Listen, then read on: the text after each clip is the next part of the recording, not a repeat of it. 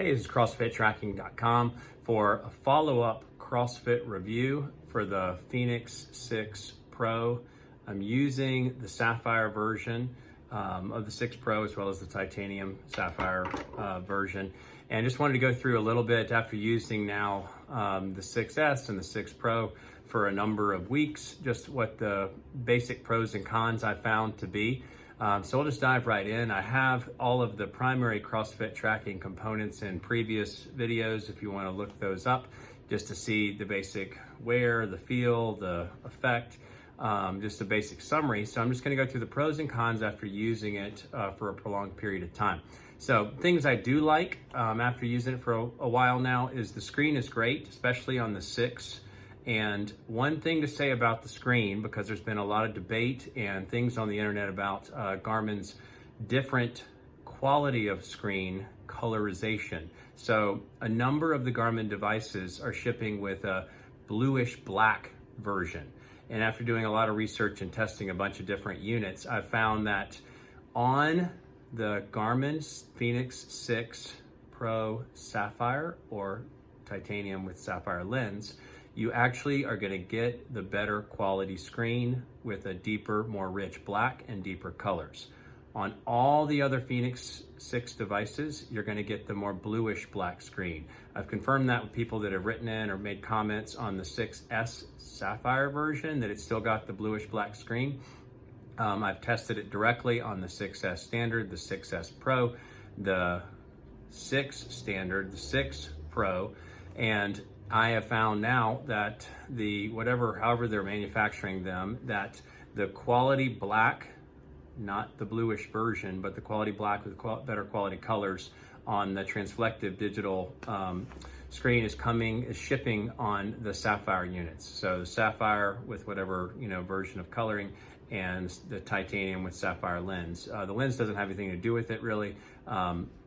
It doesn't create a big discoloration or anything like that, and that's not why it's happening, because it's definitely been confirmed on a 6S Sapphire that you're getting the bluish black. So that's one thing to point, and I'll actually put that in the head of the video. But what I did like on this is the screen is great. I love the 6 Standard, the full 6 for the screen size. So, the quality of the colors is great, but it's also just big and legible. Things I like about the Garmin units themselves, I love the editing capabilities for setting up activities. I've shown in other videos that you can, edit the activities to be titled for CrossFit. You can edit the data screens. I don't think you get that same data control on other devices, but I love the editing capabilities for making a CrossFit workout that you can just go back to over and over. One of the other things about the screens during a workout is I love the heart rate gauge, just the full heart rate gauge where it just sort of gives you a circular monitor of your heart rate at any point.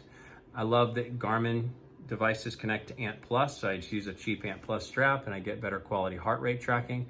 I do love the training effect. So I love that it sort of evaluates how hard a workout was, and you can get a lot from that understanding of how much effort you put into it based on the details and the data and the analysis. I continue to find body battery very useful just for overall health and wellness, just how I'm doing overall.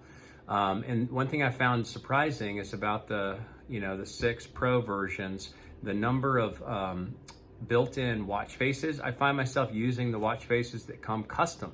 I like the big circular one. I like a couple of the other big digital watch face versions, as well as even an analog version that they offer on there that shows your training productive, training status, training load built into the watch face. So I like that a lot. There's a few others I'll point out in a hands-on video at the end of this that I like from the list of ones you can download from Connect IQ, but I found I like the main watch faces better. I definitely love the load assessment, the training load. So how much strain you're putting on your body over a prolonged period of time, not just from any one workout. You can continue just to sort of see how much effort you're putting in throughout a week and over a period of time. So you can see how much work you've been doing, how you've been working on your fitness and how you're developing it for a week or a month at a glance. So the load is really great. And then I love the recovery time, just how long after a hard workout your body probably needs to recover just more completely. And you can set that even in Garmin's built-in watch faces as one of the metrics you can see on the data. So those are the things that I really love about the watch. Obviously it's like, it's built like a tank. So it's The durability is great. The look, I think, is overall great. So those things have been great. What I didn't like is after using it for a prolonged period of time, it feels a little bit too bulky, too big, just too much. The weight I didn't find to be that much of a factor. So even on the 6 Pro Sapphire, which comes in at 72 or 82 grams, versus the titanium, which comes in at 72 grams, just 10 grams lighter, I didn't find the weight to be a factor, but the size just does continue to feel just a little bit too bulky. It's not terrible. I didn't find it to be overly cumbersome with workouts, but overall it just feels too big for what we would need for CrossFit tracking. The other question that I don't know enough about how Garmin or how First Beat assesses the strain versus the VO2 max number. So you get your VO2 max from either biking or running. And because I don't typically do a lot of running, I will do like a half mile or 3/4 of a mile run periodically just to keep a VO2 max. And it makes some of the overall productivity of your training effect and training load to come through on the watch. But I don't know if I'm not running consistently and my muscles and my body's not optimized for efficient running, if it's an accurate assessment of my VO2 max level, the overall oxygen that my blood can handle. So I'm not sure how it translates the two. And then if you have a lower VO2 max score, how it's going to assess the difficulty of the workout. So for example, like I ran today, it gave me a 42, which is not great. It's just below the good level.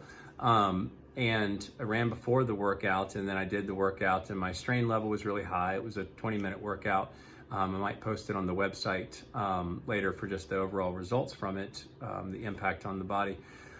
But I don't know if I'm getting a lower VO2 max score because I'm not a runner consistently. If it's saying then that my training effect, the impact the workout is having on me is just automatically higher because it's assuming I'm not in as good of physical fitness shape. But overall, still, those are things I don't know as much about how they translate one to the other. So if you have a lower VO2 max score and then you do a higher hard CrossFit workout, if it's going to assume that, oh, well, you way pushed yourself today and give you a bigger training effect score and a bigger load, which, translates down the line. But overall, I still find it to be one of the best devices for assessing all of those things at the same time over a prolonged period of time, both in the workout and over a number of weeks. I don't use the load details, so it'll give you load details if your body's been more consistently under high level of anaerobic, highly aerobic, or lowly aerobic. It just says I'm always low on low aerobic, always super high on high aerobic. Doesn't really help me much. Most of us in the CrossFit community don't really care about those things or aren't looking to track differences in what type of exercise we're doing, because most of it's just highly aerobic or anaerobic with lifting cycles. So I don't use the load details too much. And then hydration, I think, is a great concept, but I just find it a little bit cumbersome. I'll show that in the hands-on video. You have to put too many button presses to load in some water intake. So I just don't use that as much as I really thought I would, or at least not as consistently as I thought I would, because I really like the idea, because I really want to make sure I'm staying hydrated. But we'll transition now to the hands-on. Again, thanks, CrossFitTracking.com. Okay, looking at hands-on, just to show some of the things I like. This is the titanium 6 Pro. This is the Sapphire lens, diamond layer coating 6 Pro as well. So I'm going to show it on the Sapphire lens just because I think overall I like the black better. Most of my stats the last few days have been on the titanium, so that might come through, but it might not. But anyway, looking at it here for hands-on, obviously I mentioned the watch faces. So I really do like the standard watch faces that come. So I like the big circular one. Again, you can put your data. So that's my recovery because I had a hard workout today. So it says I need 3 days to have full recovery. Getting some glare here, but either way, I like the standard watch face here that comes with it, as well as I use this analog. Again, it shows you the maintaining, so your load, how you're doing productivity-wise, and your VO2 max score in the last session. I like that it shows those stats right on the screen, and then I tend to use this one. It shows the recovery date, recovery time, or that's just how I designed it, and then just a large digital screen. So other ones that I've downloaded that I like are just big analog versions, as well as stat-based versions. I don't find myself using these as much as there's Data Lover that's really popular, using it as much as I thought I would. I like Garmin's version here, sort of an aviator style, and then I like the typical diver watch look to it. It looks really good with the overall shape of the body to have just the big diver watch. Rolex version, and then the Luminux version. So I like that you have these options. One of the best things about Garmin is how customizable they are. So overall, that's the watch face breakdown that the ones that I find to really like. Going through, so again, body battery, this one hasn't been tracking because it just hasn't been on my wrist. Again, you can see on the Sapphire versions, you get the quality blacks, which is great. And the training status, you can continue to see your VO2 max scores over history, your load. There's the long, super high workout today. There it shows, that what I mentioned, the low level of low aerobic type workouts, and then my recovery. So it just beat me up a little bit today. So I like that it shows all these things in a good summary format. I don't use the My Day as much. Health stats I don't use because I just put the body battery first. Weather, that's sometimes really helpful just to have the weather there. It comes in a very clear, legible format. You can see hourly, you can see a lot of good stats there. Sunset, sometimes that's purposeful. The VO2 level. Last activity, so this was from today. So you can see the training effect is a super high training effect and gave me a big load score because it was high on anaerobic for some of the lifting we did ahead of time, and then the level of the workout itself.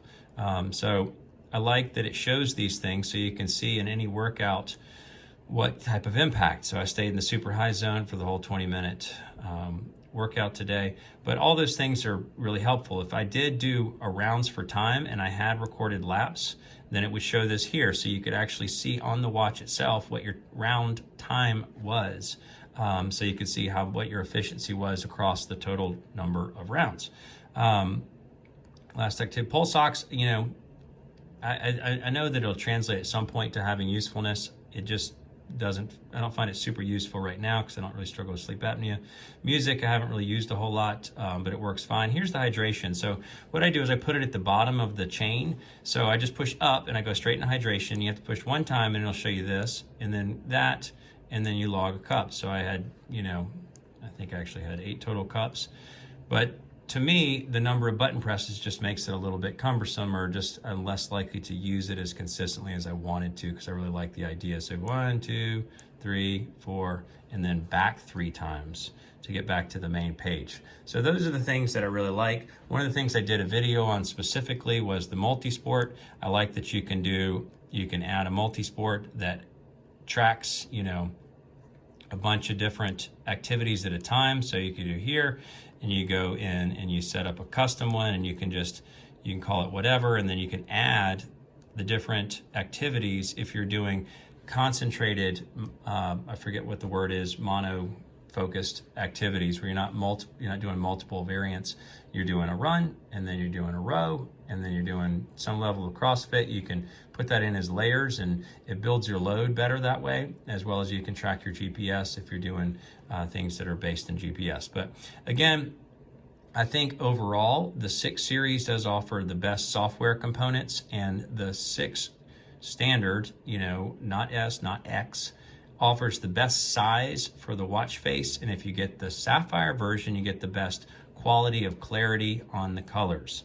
So the black is just much more black on this watch than it was on any of the other versions, and that makes it for just a much more useful legibility experience. Again, thanks so much, CrossFitTracking.com.